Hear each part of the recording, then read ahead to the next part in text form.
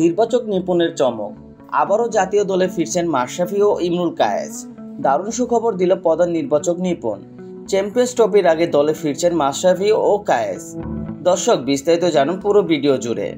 এবারে বিশ্বকাপে বাংলাদেশ যা তা পারফরমেন্স করেছে, এই নিয়ে ক্ষিপ্ত আমজনতা থেকে শুরু করে বিসিবির কর্মকর্তারাও এবং কি প্রধান নির্বাচক নিপুণও।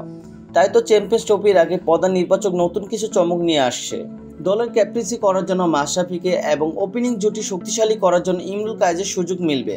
কেননা প্রধান নির্বাচক নিপুণ এই নিয়ে সরাসরি বলেছেন, এবারের বিশ্বকাপে বাজে খেলার কারণ ক্যাপ্টেন্সি ও ওপেনিং দুর্বলতা। তিনি আরও বললেন, অনেক তো দেখলাম ইয়াংদের খেলা, এখন না হয় বুড়োদের একটু জ্বালিয়ে দেখি। এবং তিনি এটাও বলেছেন, এইবারে বিপিএলে মাশরাফি ও ইমরুল কায়েস অনেক ভালো খেলেছে। আমি আশাবাদী চ্যাম্পিয়ন্স ট্রফিতে তারা অনেক ভালো খেলবে এবং দেশের জন্য সেরা অর্জনটাই নিয়ে আসবে। তো দর্শক, মাশরাফি ও ইমরুল কায়েস চ্যাম্পিয়ন্স ট্রফিতে কেমন খেলবে এই নিয়ে আপনাদের মন্তব্য অবশ্যই কমেন্ট বক্সে জানাবেন।